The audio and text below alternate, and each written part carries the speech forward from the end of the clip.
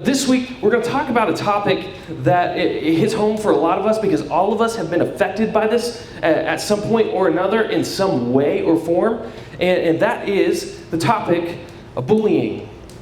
See, bullying is something that all of us have experienced in some way or another. We've either been bullied, or we've been the one doing the bullying, or we've watched by and seen it happen.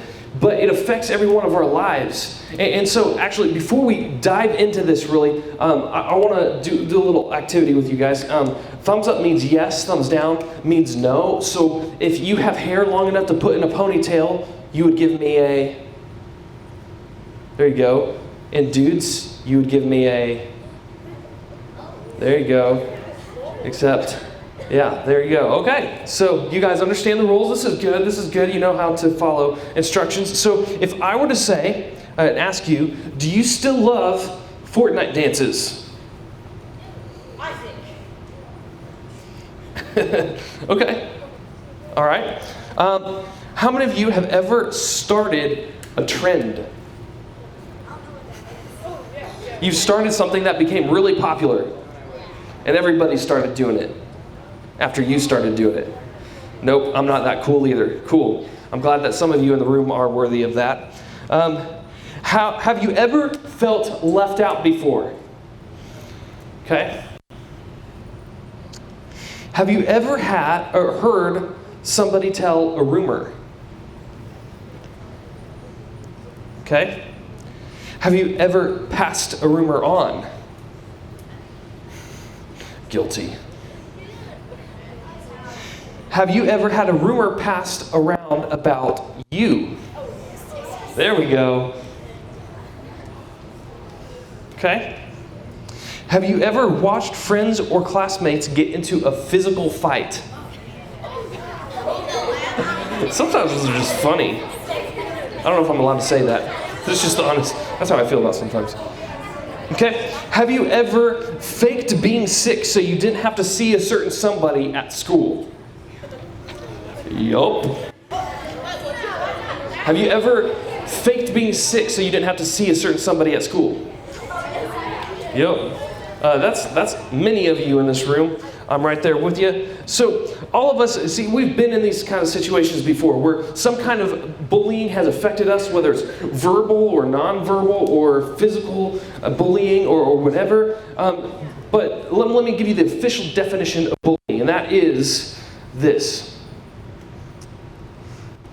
It's a consistent behavior over time, repeated, and done on purpose to harm somebody else. So if you're at school one day and somebody picks on you and singles you out and embarrasses you, but that was the first time, and then that's not bullying. That's just being rude, and it's not fun either. But bullying is when that would happen time and time again by the same person, singling you out and hurting you. That is bullying, whether it's hurting you, again, physically or verbally or whatever. And see, let me tell you something. Me and a lot of the leaders in this room, we grew up a little bit different than you. See, when we were at school and we either saw bullying or was around bullying or we were bullied, here's the cool thing. We were able to go to a safe place called home and run away from it. And we could go home and the bullying ended there. And in fact, I could kind of make my way through a day of school because I knew that I was going to go home later and I wouldn't have to worry about it again.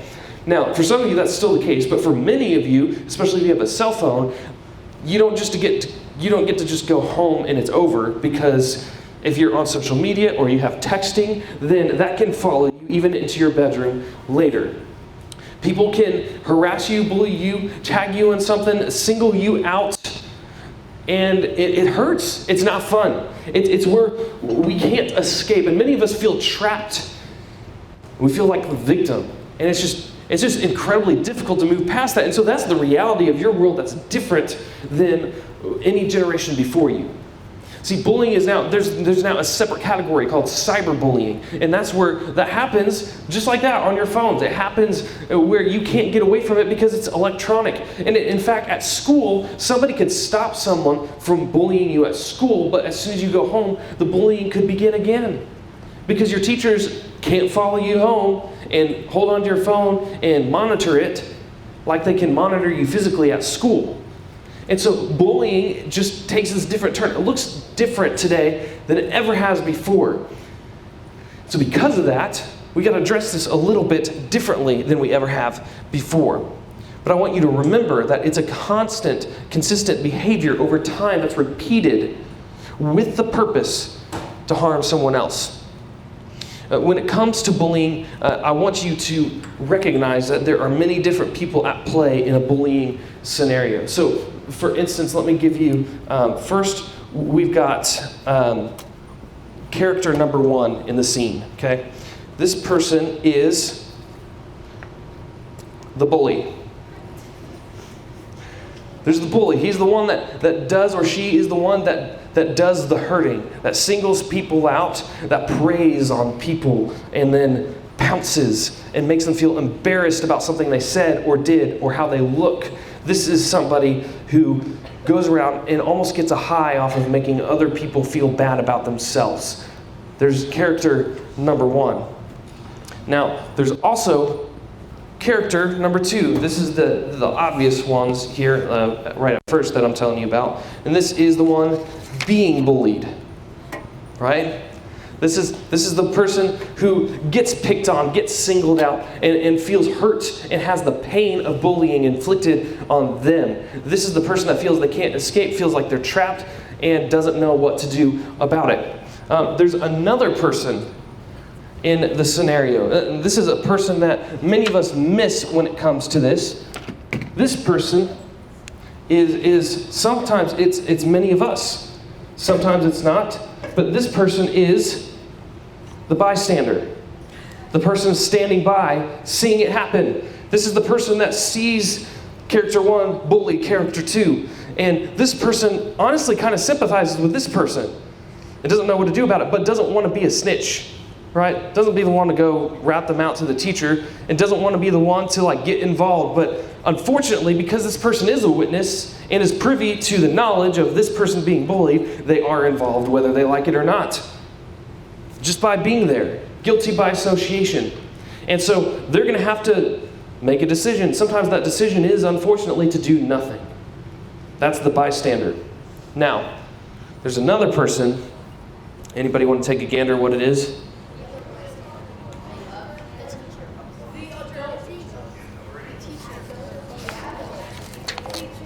Don't need those. This is, many of you said it, the teacher or the adult, right?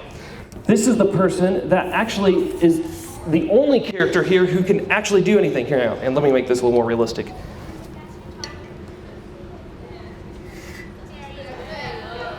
There we go. We got the teacher. And this is the person who can actually has the power to do anything about it. This is the person that, if it becomes aware of this person's actions, can actually intervene into the situation and do something about it.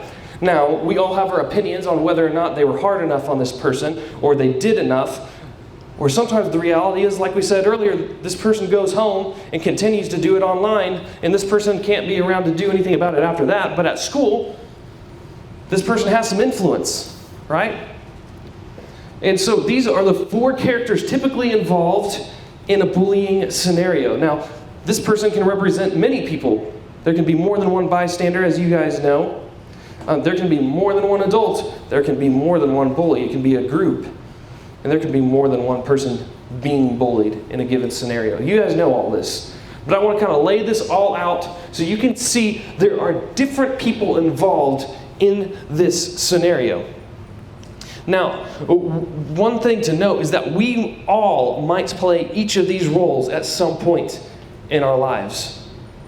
Some of us have already played many of those roles. To be honest, many of us have been a part of the bullying. We have done things to hurt people, and whether it's because we're hurting ourselves and we just honestly want to take a cheap shot at someone else to make ourselves feel better about the bad day we're having or what's going on at home. So we kind of dish that out. Sometimes we just want control, and we like feeling the power that we have over other people. And so we exert that power over someone else, and that kind of puffs us up a little bit. And so maybe we've played the part of the bully. But maybe many of you are this one. Maybe you are that person now or have been that person in the past, And that's not a fun place to be if we're being real. This person, sometimes when you're this person, you feel like you're trapped. You feel like there's nowhere else you can go. You feel like you are the one stuck and you're never going to get out. This is my world. I might as well get used to this because this is the new norm. And some of us feel that. We've been that before. We are that now. Now, some of us, this is what makes us uncomfortable because sometimes we are the bystander. Sometimes we feel that anger inside of us when we see this thing happening and we want to do something about it. But if we're honest, we really don't know what we can do about it because either they're bigger or they have more influence. And so what can I really do other than just get myself bullied in the process of trying to intervene? Or I can go snitch, but then I don't want to be known as the snitch, So is there a way I can do it anonymously? I don't know. Maybe I'm just not going to think about it and I'm going to just, step back and pretend I didn't see anything. And honestly, sometimes a lot of us fall into this category a little too often. And probably none of you are in this category right now. But you all will have kids someday of yourselves. And you will be in this position, or you're going to work in a school or some kind of environment where you have influence over teenagers. And you're going to have the obligation and the responsibility to make sure you are doing everything you can do in this position. The reality is we all are going to play one of these parts at some point in time or another. And unfortunately, many of us have already played one or two or three of these parts already. Just because life has put us there. We've been forced into a situation we didn't want. And here's the good news. We're going to talk through a verse today that we've talked through before. In all honesty, it's not an unfamiliar verse, but I want to talk about it in light of what we're talking about today. Because here's the thing. We can only do so much on our own.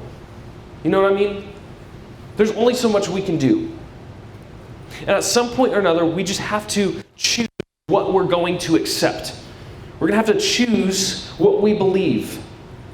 And so here's what I want you guys to believe. This is what Paul is saying to the church at Ephesus in Ephesians chapter 2. He says, "For we are God's," what?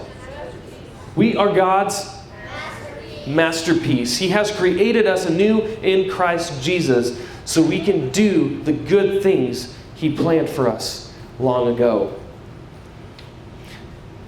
Here's the thing. Of all the things that God created, of all the animals, of all the plant life, of all the beautiful creation that we can see, how many of you guys have been to Allendale and gone on the trail or been on the canoe, or you've just been out in the quiet of the morning and you see how beautiful God's creation is, or you've been to the mountains, or you've been to the beach, right? Or you've been and seen the beautiful things that God has created on YouTube through videos. And you wish that you could go there. And that's a thing on your bucket list. You want to go there. But you've seen all of God's handiwork in all creation. But you know what? Of all things in life, He says that you are His masterpiece, His best work. And here's the thing. What is a masterpiece? Give me some examples of some masterpieces. Just shout them out. Perfection, art, what else? Paintings. Paintings? The White House. The White House is a piece of art. Architecture. Yeah, there's lots of masterpieces. Let me show you one in particular. Let me spin this little stand around here. One masterpiece would be this. It's a piece of art. Yeah, if you said piece of art, ding, ding, ding. The survey says you are correct. Can you guys see that over there? So, anybody know what this is? The Mona Lisa. Good job, you paid attention in art class.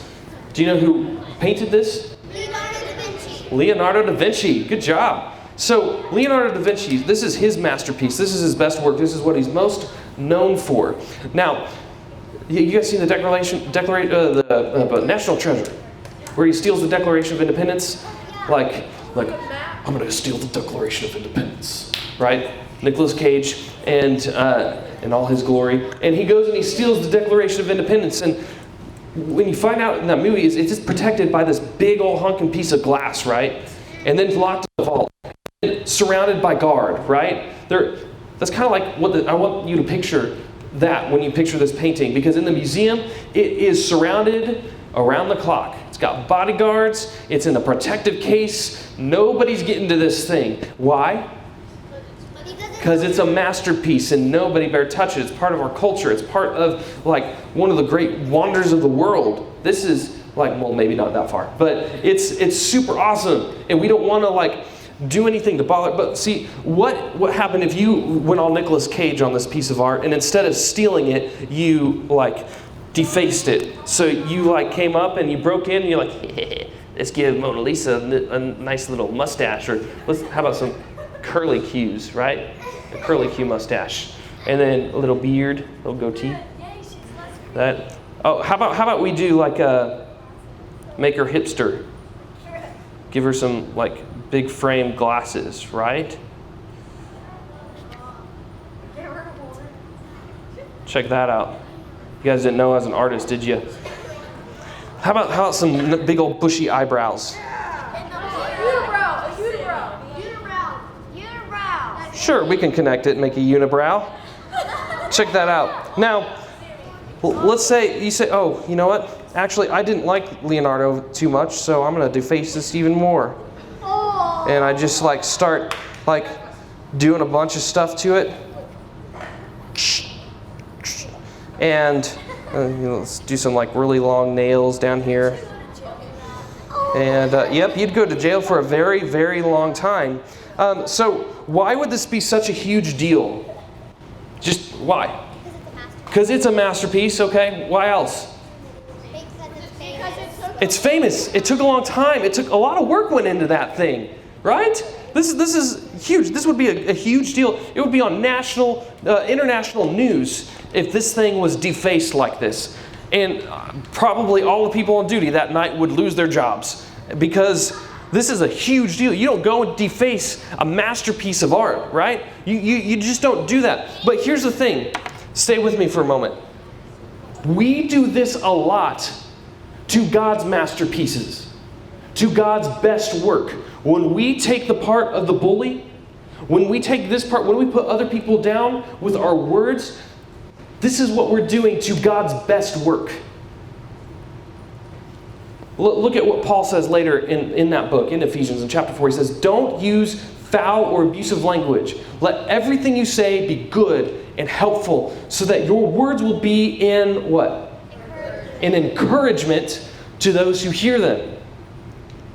Here's the thing. If we belong to the body of Christ, if we call ourselves Christians, if we are the hands and feet of Jesus, then guess what? There is no room for this.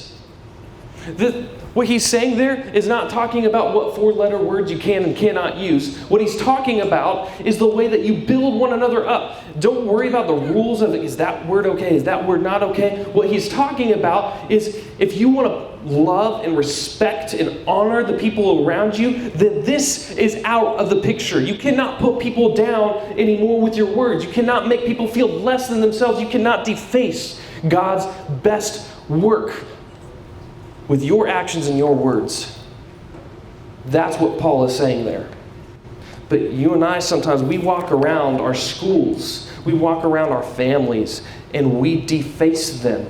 Maybe we don't even say it out loud, but in our heads we deface God's best work because we don't get them, or we don't like them, or we're feeling down on ourselves, so we're going to dump our garbage on somebody else. And we try our best to just tear the people apart around us. And Paul is saying that there is no room for that here. If you want to call yourself a Christian, if you want to call yourself a follower of Jesus, there's no room for that. And in fact, if we are a bystander, then trying to just stay uninvolved, just trying to ignore it, deciding not to do anything, well, that is making a choice. And that is choosing to be compliant with this. And that makes some of us uncomfortable because we don't like to think of ourselves as the bully, but when we do nothing, we become a part of allowing that to continue to happen. And we allow this person to continue to deface God's best work. Guys, something's got to change. Some of us, even in this very room, don't know how to deal with some of our emotions, and so we take it out on the people around us, even the people that don't deserve it. But let me tell you something. You can find a lot of stuff you don't like about everybody if you try. That's easy. What takes work is building people up and encouraging people with your words. And so that's why we got to talk and err on that side of this conversation. We've got to do a better job at building people up and making people feel a part of the community of God. Because, unfortunately, it is too common for people to find no more hope in their current situations. And if we're being real, this goes beyond bullying. In fact, I would even argue that even if we're not bullying anybody, if we're not part of that picture, but we aren't a part of the picture of building one another up, then I'd say we're still not doing good enough, because there are still people that feel alone and hurt. And too many of you know people in your schools who feel stuck, and you are complacent to do nothing. And something's got to change. There are too many people getting passed by unnoticed because we're too busy to go out of our way to make somebody else feel encouraged. And what Paul is saying is we've got to build one another up. It's not just enough to not hurt people. We have to build people up because there's plenty of people hurting other people. We've got to speak louder than that with our actions and our words. So we've got to build people up with our lives. When people are around us, do we include people? Do we include people into making them feel the same hope that you and I have through Jesus? And that's a difficult task. You know this, but it's what we're called to do. If we believe, then our actions and our hearts and our words should reflect it. God created us as His masterpiece.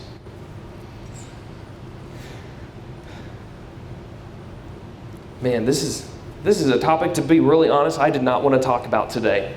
I'd rather talk about Christmas stuff, and we'll get to that next week because Christmas is right around the corner, and I'm excited. You should come back for the next couple of weeks because we're talking about how Jesus has become the joy to the world, and it'll piggyback right off of this. But guys, this is a topic we've got to tackle. We've got to get this part right because you have the opportunity to influence where you are right now to make a huge difference in your schools. What if your schools no longer had people that felt left out? What if the people you walked by in the hallways and sat next to in the classrooms felt like you had their back? Man, I think our schools and our whole community would look drastically different. Do you guys agree? Yeah. I think it could make all the difference in the world. So if you are being bullied, then don't stand there in silence. Don't sit there and just wait for somebody to come to your rescue. You cannot play the part of the victim your entire life. You can ignore those people all you can, and you and I know that sometimes that's just not enough, but we can also tell adults, not just for our sake, but for the sake of everybody else that's being hurt. We have to stand up. We cannot just be the victim forever. And if we are the person that is doing the bullying, I urge you, I implore you to change your ways. To go to the people that you have hurt and make it right. And if you are the person that is standing by, I encourage you to no longer stand on the sidelines, but to get into the game and help build people up. People didn't like Jesus, but He wasn't concerned about His reputation. And the healing that He brought, however mad it made the Pharisees, He didn't stop. And we shouldn't either. God created us all as His masterpiece. So as you guys get ready to go in your groups, my question is, what can you do to help put an end to bullying?